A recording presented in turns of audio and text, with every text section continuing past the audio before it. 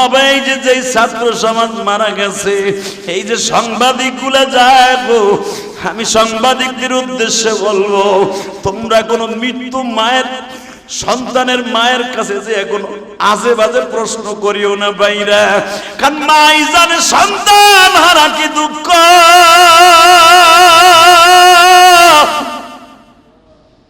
সন্তানই জানে বাবা হারা কি দুঃখ।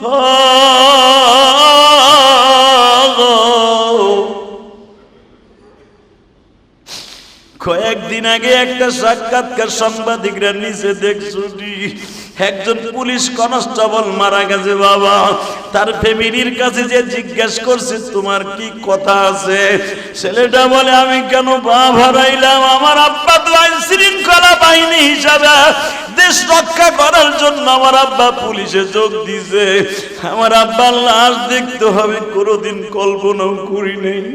বাজানরে আমি আপনাদের সাংবাদিক ভাইদেরকে বলবো, ওই আবু সাঈদের মার কাছে যে আবে যাবার কোনো প্রশ্ন করিও না, কারণ আবু সাঈদের বাবার কাছে যে তোমরা আজে বাজে প্রশ্ন করিও না, শুধু তাদেরকে সান্ত্বনা দিয়ে আসিও আর বলিও মা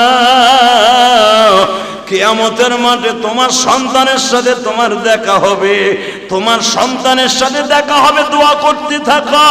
ও বাজান জয়নাল আব্দিন জীবনে কোনোদিন হাসে নাই কেন, মৃত্যুর আগ পর্যন্ত জয়নাব কেন হাসে নাই রে?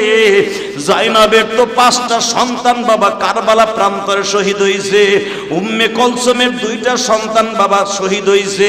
ও বাজান সকিনাকে হুসাইন বলে গেছে মৃত্যুর আগে, তোমরা মনে রাখবা আমার সকিনাকে কোনোদিন তোমরা কোনো প্রশ্ন করবা না, আমার সকিনার চোখের পানি কোনোদিন মিটবে না, কারণ জানে যুবতী বয়সে আমার সকিনার স্বামী হারাইছে গো বাবা, শুধু আপনাদের 2টা পায়ে ধরে বলছে শোকের মাসে একটু চোখের পানি ছেড়ে দিয়া আমার আল্লাহর কাছে দোয়া করেন আর বলেন মালিক আমরা তো দুনিয়া ছাড়িয়ে যাব গো আল্লাহ, কিন্তু তোমার কাছে একটাই দরখাস্ত, মৃত্যুর আগে যেন অন্যায় ভাবে কোনো মানুষের সাথে আমার বেয়াদবি না হয়ে যায়।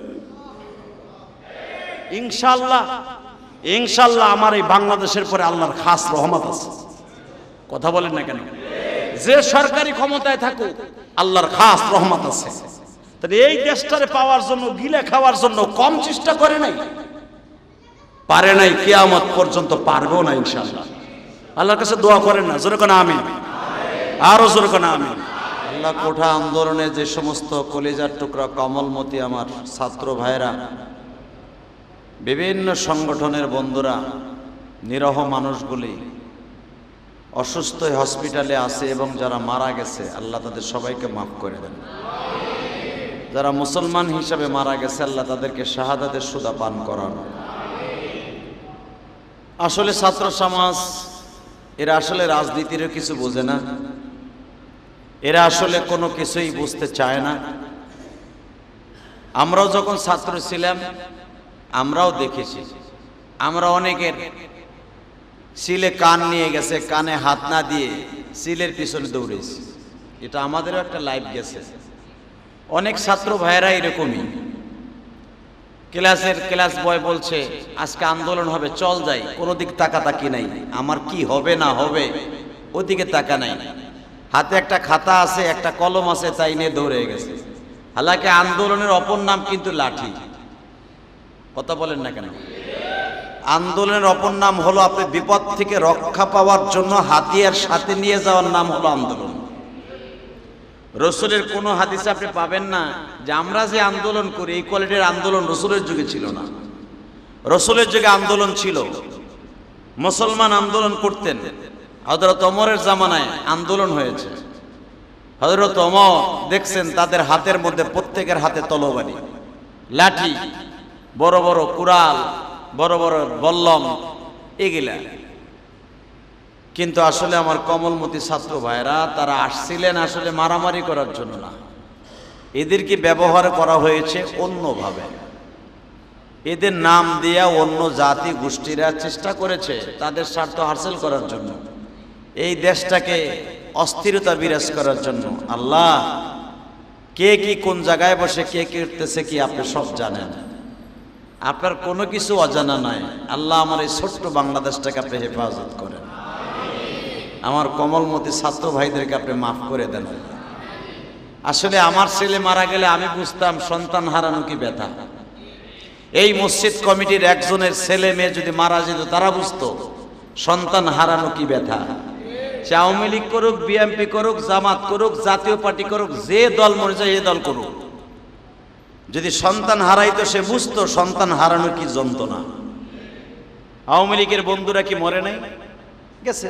বিএনপির বন্ধু ছাত্র সমাজ মরে নাই? মরছে। জামাত ইসলামের মরে নাই? মরছে। এমনকি আমাকে হুজুর ভিতরেও মরছে। খবর তো নিয়ে দেখেছি, বাসার খবর নিয়ে দেখেছি। হায় হায়, মায়ের চোখের পানি এক সেকেন্ডের জন্য কমতেছে না। মায়ের একটাই ব্যথা, সন্তান তুই গেলি, বলে গেলি মা যাইতেছে আন্দোলনে, ফিরে আসলি লাশ হয়ে। এটাই কি চেয়েছিলাম তোরে এত কষ্ট করে পরের খেতে কামলা দিয়ে তোরে লেখাপড়া করাবার জন্য এত কষ্ট করছি আমি বাবা, আমি মা, তোর টিউশনের পয়সা দেওয়ার জন্য, তোর পরীক্ষার ফি দেওয়ার জন্য আমি মা ভালো একটা কাপড়ও পরিধান করি নাই। তোর এত কষ্ট করে লেখাপড়া করাইলাম, তার উপহার হিসাবে পাইলাম ভার্সিটিতেও গেলি, আসবি তুই খাতাপত্র লইয়া, বড় এক চাকরির রেফার লেটার লইয়া, আর তুই আসলি মৃত্যুর লাশ লইয়া। মায়ের এই যন্ত্রণা। আর আমি মাঝে মাঝেই ওয়াজে বলে থাকি, আপনাদের খেয়াল আছে কিনা জানি না, পৃথিবীর সবচাইতে বড় ভারী বোঝা, সবচাইতে করুণ ইতিহাস, বাবার কাঁধে সন্তানের লাশ। বাবার কাঁধে সন্তানের লাশ, এর চাইতে পৃথিবীতে এমন ইতিহাস নাই। তার জ্বলন্ত প্রমাণ এই শোকের মাসে মুসলমানের জন্য শোক। আর আজকে এই মাসটা হলো বঙ্গবন্ধু শেখ মুজিবুর রহমানের 15ই আগস্টের শোকের মাস, জাতীয় শোক দিবস হিসাবে এটাকে পালন করা হয়। আবার দেখা গেছে ছাত্র সমাজেরও শোকের মাস। কথা বলেন না কেন? সর্বদিক দিয়ে শোকের মাস এটা। 1 আগস্টে পড়ে গেল মহররম, যেটা মুসলমানের জন্য কিয়ামত পর্যন্ত শোকের মাস। আর আগস্ট পড়ে গেল, আবার ছাত্র সমাজের মৃত্যু, মানে কত শোক যে আমরা নিমু এখন আর অন্তরে কুলে পারি না। ঠিক না বেটি? এত শোক আর পারি না কুলাইতে। অন্তর ফেটে কান্না আসে। ফেসবুক খুললে, পেপার দেখলে কি বলবো বলেন? কি বলার আছে? কি বলবো? পুলিশ ভাইদেরকে বা কি বলবো, আর্মি ভাইদেরকে কি বলবো, আমার ছাত্র সমাজদেরকে আমি কি দিয়ে সান্ত্বনা দিব? আমার মতো ছোট্ট জ্ঞানী পাপী কি বুদ্ধি দিব, কি বুঝাবো? যেদিকে যাব সেদিকেই দোষ। কথা বলেন না কেন? আপনি যদি এখন সত্যিকারে সত্য কথা বলতে যান, আপনি পরের জুমায় আর আমি ইলিয়াস রহমান জেহাদিয়ানে বইয়া পড়ার করতে পারবো না, এটা আমি জানি। আবার যদি ছাত্রকে বিরুদ্ধে কই, ছাত্র আমার বিরুদ্ধে এমন টল করব যেরকম বারে প্রতিমন্ত্রী পলকের মতো হয়ে যাবো, ওই সুমন এমপির মতো হয়ে যাবো। কথা বলেন না কেন? যত বাস ইলিয়াস রহমান জেহাদিরে দিব, কারণ আমাদের সামনে মিডিয়ায় থাকে তো। শুধু আমি সবাইকে বলবো, আমাদের কিছু করণীয় নাই, শুধু একটা কথাই বলবো, আল্লাহ আপনি সব পারেন, আমরা পারি না। আপনি পারেন। কে কোন জায়গায় বসে লাটিম ঘুরাইয়া আমার এই ছাত্র সমাজ ভাইদেরকে এইভাবে রাস্তায় এইভাবে কষ্ট করতেছে, আল্লাহ এই বৃষ্টিতে ভিজে রোদ্রে পড়ে, আল্লাহ তাদের দাবি দোবা এবং তাদের মনের যে আশা সব আপনি পুরা করে দিয়া সরকারের প্রতি সহানুভূতি দেখাইয়া আল্লাহ আমার এই ছোট্ট দেশটাকে আপনি হেফাজত করেন। এছাড়া কিছু বলার আছে বলেন? আমাদের মাননীয় এমপি সাহেব ইলিয়াসউদ্দিন মোল্লা সাহেব একই কথা বলে। সেও তো একজন বাবা, সেও তো বুঝে, তারও তো ছেলে মেয়ে স্কুল কলেজে পড়ে, তারও তো ছেলে পড়ে, মেয়ে পড়ে, নাতিরা পড়ে। সেও তো বুঝে যে একটা কমলমতি ছাত্র রাস্তায় নামে গুলি খায় মরবে, এটা দুনিয়ার কোনো এমপি চায় না, কোনো মন্ত্রী চায় না, এমনকি প্রধানমন্ত্রীও চায় না। অতএব দোয়া করি, আল্লাহ আমার কলিজার টুকরা ছাত্র সমাজদেরকে আপনি সঠিক বুঝ দান করেন। আল্লাহ যেই মায়ের বুকটা খালি হয়েছে, মাকে আপনি কবুল করেন। মেরে ভাই দোস্ত বুজুর্গ, দিলের কানে শুনি কিছু গুরুত্বপূর্ণ কথা। এই মুহররমের চাঁদটা, এই বছরের এই চাঁদটা আমাদের জন্য অনেক শোকের হয়ে গেছে। এত শোক হয়েছে, আজকে আমি ভাবতেছিলাম, একটা ছেলের দৃশ্য দেখে আমি ভাবতেছি, আমার একজন ফেসবুকে দেখাইলো, ছেলে হয়তো ভদ্রলোক গুলি খাইছে, ছেলেটা ওর মাথার মগজ গুলো উড়ে গেছে। আচ্ছা, এটা যদি আমার কাছে এত ব্যথায় ব্যতীত হয়, প্রধানমন্ত্রীরও তো একজন মা, প্রধানমন্ত্রীরও মা হারা, বাপ হারা, ভাই হারা, উনিও যদি দেখে থাকে ওনার অন্তরও তো ব্যথা লাগছে। আমাদের মানে সংসদ সদস্য ইলিয়াসউদ্দিন মোল্লা, উনিও যদি ফেসবুকে দেখে থাকে, এই দৃশ্য দেখা যায় না, দেখার মতো না। ছেলেটার মাথার মগজ নাই, খুলি উড়ে গেছে। এই জন্য কি মা বাবা কলম ধরাই দিয়া ভার্সিটিতে আপনারা আমার স্কুল কলেজে নিছেন না? আমার বাবা আমার কথা বলি, এই যে আমাদের অনেক কমিটির ভাইরা আছে, অনেক বিত্তশালী ভাইরা এখানে আছেন, অনেক চাকরিজীবী আছেন, অনেক দামি মানুষ, আপনারা আমার চাইতে অনেক দামি মানুষ এখানে আছেন। আমাদের মা বাবা যখন আমাদের লালন পালন করছে, মুরগির বাচ্চার মতো ডানার মধ্যে রেখে মা বাবা আমাদের বড় করছে, ঠিক না? আমাদের সন্তানগুলাকেও তো আমরা ডানার মধ্যে রেখে মানুষ করি। আমার ছেলে আপনারা জানেন, আলহামদুলিল্লাহ আল আজহার বিশ্ববিদ্যালয়ে গেছে, ও চান্স পাইছে, আল্লাহ শুকর, আল্লাহর কি কারিশমা, আপনাকে দোয়া আছে। 1 মাসের ভিতরে মাসিক পরীক্ষায় এমন রেজাল্ট করছে, শত শত ছাত্রের ভিতরে 1 নম্বর গেছে। এটা আপনাকে দোয়া, আলহামদুলিল্লাহ বলেন। আপনাদের দোয়ায় আমার এই ছেলেটা মাত্র 7 মাসে 30 পারা কোরআন হাফেজ হয়েছিল বাংলাদেশ থেকে। ওরে আমার আল আজহার পাঠাবার নিয়ত ছিল না। আমি বলছি, তুমি আল আজহারে যে কি করবা, তুমি প্রবাসী পারবা, ওই জায়গায় সবকিছু মেনটেন্স করে পারবা, টাকা পয়সা নাই আমি দিলাম কষ্ট করে, তুমি থাকবা কেমনে? বলে আব্বা, আমি ইন্টারনেটে ওদের যে সাবজেক্ট যা যা পড়াবে সব আমি এখানে বসে মুখস্থ করে ফেলছি, আমার ইন্টারভিউ নিলেই আমি পাশ করব। আলহামদুলিল্লাহ ও যাই 1 চান্সে পাশ করে, 1 চান্সে ভর্তি হইয়া সবকিছু কমপ্লিট করে মাসিক একটা পরীক্ষা হয়, প্রতি মাসে মাসে ওই পরীক্ষায়ও এতগুলো ছেলের ভিতরে আল্লাহ পাক 1 নম্বরে নিয়েছে। আলহামদুলিল্লাহ বললেন না? শুধু আপনাদের খেদমত আরজ করতে চাই, এই জমিনের মালিক কে? না, আমার ছেলে যদি ধরেন এই বাংলাদেশে থেকে আন্দোলন করে গুলি খেয়ে মরতো, আমি ইলিয়াস রহমান জিয়াদি বুঝতাম সন্তানের কি ধরো। আপনাদের খেদমত আরজ করি, কে কোন দল করেন এটা দেখার বিষয় না, দলের দিক না তাকাইয়া প্রত্যেকটা 5 ওয়াক্ত নামাজে যারা বুঝা করুক না বুঝা করুক, যে সমস্ত ছোট্ট ছোট্ট মাসুম বেগুনা ছোট্ট বাচ্চারাও মারা গেছে গুলি খাইয়া, ভুলবশত গুলি করছে, লেগে গেছে তার গায়ে, মৃত্যু আসেই পর্যন্ত। ওই ছেলেটার মৃত্যু আসেই পর্যন্ত, কয় গুলি খাইয়া মরছে, পুলিশে মারছে, আর্মিতে মারছে না, তার হায়াতে জিন্দেগি ওই পর্যন্ত শেষ। আমি ইলিয়াস রহমান যে এই জুমার আগের জুমায় আমি যাইতেছিলাম রাজারবাগে দিয়া, কেবল পল্টন মোড়টা পার হইছে, আমার গাড়ির সামনে বোম লাগছে, বোম মারছে, আর 2 হাত সামনে যদি আমার গাড়িটা যেত, আমার গাড়িটা উড়ে যেত। যদি আমার মৃত্যু রাস্তায় থাকতো আমিও তো চলে যেতে পারি, ঠিক না বেঠিক? অতএব আপনাদের খেদমত আরজ করি, এই দুনিয়া থাকার জায়গা না। এই শোকের মাস বিদায় নেওয়ার আগে, মুহররমের চাঁদ হলো শোকের মাস, মুসলমানের শোকের মাস, আলহামদুলিল্লাহ বলেন। আরে ভাই দোস্ত বুজুর্গ, এই বছরের মুহররমের শোকের মাসটা আমাদের 3 দিক দিয়ে শোক হয়ে গেল। এক দিক দিয়ে হয়ে গেলে ছাত্র সমাজের এই কষ্টের হাহাকার, মাদের হাহাকার, জয়নাল আবদিনের হাহাকার, কারবালা প্রান্তরে হাহাকার, সর্বদিক দিয়ে কষ্টের। আল্লাহ রাব্বুল আলামিন যেন আমার এই দেশটাকে হেফাজত করে। আরো জোরে বলেন আমিন, আরো জোরে বলেন আমিন। শুধু আপনাদের খেদমত আরজ করতে চাই, দুনিয়ায় যে যে রঙের কথা বলেন, এই দুনিয়া থাকার জায়গা না। কথা বলেন, আপনি থাকতে পারবেন না, থাকার কোনো সিস্টেম নাই।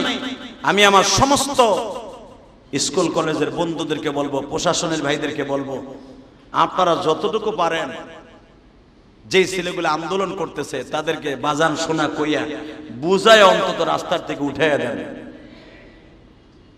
তাদের গায়ে এভাবে আঘাত করেন না। সন্তানটা যদি আপনার হয়, ওই সন্তানটা যদি আপনার হয়, আপনি তাকে কি করবেন?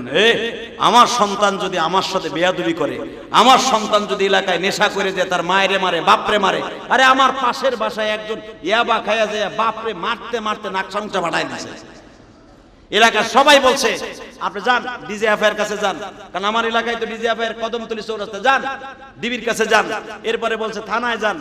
বাপ কি বলে জানেন? ওর বিরুদ্ধে মামলা দিয়ে যে ধরায় নিয়ে যাবো, আর যে রিমান্ড যে পিটাবে ওইটা সহ্য করুন কেমন? এখন নয় আমারে মাইরা দাঁত দুধ ফাটাই দিছে, নাক ফাটাই দিছে, রক্ত বেরিয়ে দিছে। তোমরা তো রক্ত দেখতেছো, কিন্তু আরে যখন ডিবিতে পিটাবে, থানায় নিয়ে ওসি সাহেব পিটাবে, ওইটাও তো আমার কলিজায় লাগবে, ওটাও তো রক্তক্ষরণ হবে আমার কলিজায়। বিশ্বাস করেন এই খবরটা শোনার পরে আমি এই কথাটা কেন বলছি আমার যুব সমাজ ভাইদেরকে? পৃথিবীতে সবচাইতে মানুষের রক্তক্ষরণ হয় দুই জায়গায়। একটা ক্ষরণ হয় তুমি মারলে কাটলে, আর একটা জায়গায় রক্তক্ষরণ হয় ওটা কেউ দেখতে পারে না, সেটা হলো কলিজার রক্তক্ষরণ। আর এই কলিজার সাথে সম্পর্ক হলো মা বাবার। আমি আপনাদের খেদমত আরজ করব, আমার ছাত্র কমলমতি ভাই বোনেরা, এই দেশটাকে আমরা সুন্দর করি সবাই মিলে, আর রহমত কামনা করি আল্লাহর কাছে দাঁড়ায়। আল্লাহ পাক যেরকম ভাবে বান্দার সব কিছুর দায়িত্ব নিয়ে নিয়েছেন, ওনার কাছে যদি বলি ইয়া আইয়ুহাল্লাযীনা আমানু ইসতাঈনু বিস-সাবরি ওয়াস-সালাহ, আল্লাহ তোমার কাছে চাইতেছি ধৈর্য ধারণের দ্বারা, নামাজের দ্বারা, যদি ওনার কাছে চাইলে, মানে প্রধানমন্ত্রী শেখ হাসিনার কাছে, বঙ্গবন্ধু কন্যার কাছে চাইলে সবকিছু পাওয়া যাবে না। কোটা আন্দোলন 100 দেয় নাই, উনি 100 দেওয়ার মতো ক্ষমতা ওনার নাই। পৃথিবীতে একজনের 100 দেওয়ার ক্ষমতা আছে, উনি কে? যদি বলেন কে কে কে? বলে মানুষ করে মানুষকে 100 পুরা করতে পারবে না। একজন মাত্র নেতায় পারবে, একজন মাত্র প্রধানমন্ত্রী পারবে। ইন্নামা আমরুহু ইদা আরাদা শাইআন ইয়াকুলু লাহু কুন ফায়াকুন, উনি পারবে 100 পুরা করতে। তুমি কে? আসেন আমরা সবাই নামাজের মধ্যে দোয়া করি, আল্লাহর কাছে দোয়া করি। যে ছাত্র সমাজরা মারা গেছে এদের জন্য দোয়া করি, যাদের মা বাবা আজকে হাহাকার, তাদের সন্তানগুলোকে আল্লাহ মাফ করে দেন, মা বাবাকে ধৈর্য ধারণ করার তৌফিক দান করেন। এবং সরকার বাহাদুরকে বলবো, এই কমলমতি ছাত্রদের গায়ে যেন আর হাত তোলা না হয়। এরা আমারই সন্তান, এরা আমারই ভাই, আপনারই সন্তান। আল্লাহ পাক আমাদের সবাইকে তৌফিক দান করুন, বুঝে বুঝে আমল করার তৌফিক দান করুন। আমি আপনাদের খেদমতে আরজ করব, দোয়া চাই মাননীয় এমপি মহোদয়ের পক্ষ থেকে, আমাদের 16 আসনের অভিভাবক ইলিয়াসউদ্দিন মোল্লা সাহেবের পক্ষ থেকে দোয়া চাই। ইলিয়াসউদ্দিন মোল্লা সাহেব এই জুমায়ও দোয়া চেয়েছেন যে যারা ছাত্র সমাজ মারা গেছে তাদের জন্য দোয়া করবেন, এবং এই দেশের জন্য বিশেষ করে বঙ্গবন্ধুর জন্য দোয়া চেয়েছেন। শোকের মাস, দোয়া চেয়েছেন, বঙ্গবন্ধুর জন্য দোয়া করবেন আপনারা সবাই। ভাই মানুষ মানুষের জন্য দোয়া করতে পারে, কথা বলেন না কেন? সে কি করছে না করছে, জিয়াউর রহমান কি করছে না করছে, বঙ্গবন্ধু কি করছে না করছে, এই রিসার্চ করার দায়িত্ব আল্লাহ আপনাকে দেয় নাই। তারা এই দেশের অগ্রনায়ক, তারা এই দেশের রাষ্ট্রনায়ক, তারা এই দেশের স্বাধীন করতে যায় কত মা বোনরা জীবন দিয়েছেন। বিশেষ করে এই আগস্টে যারা মারা গেছে, আমার বাংলাদেশ স্বাধীন করতে যারা মারা গেছে, মুক্তিযোদ্ধারা যারা ঈমান নিয়ে মারা গেছে, আল্লাহ তাদের সবাইকে আপনি মাফ করে দেন। বঙ্গবন্ধু কন্যা উনি দোয়া চেয়েছেন এই শোকের মাসে, আপনারা বঙ্গবন্ধুর জন্য দোয়া করবেন, ওনার পরিবারের জন্য দোয়া করবেন, এবং খাস করে আমার কমলমতি বন্ধুরা যারা মুসলমানের সন্তান, যারা এই আন্দোলন করতে যে মারা গেছে, আল্লাহ তাদেরকে আপনি মাফ করে দেন, তাদের কবরগুলোকে আপনি জান্নাতের বাগান বানায় দেন।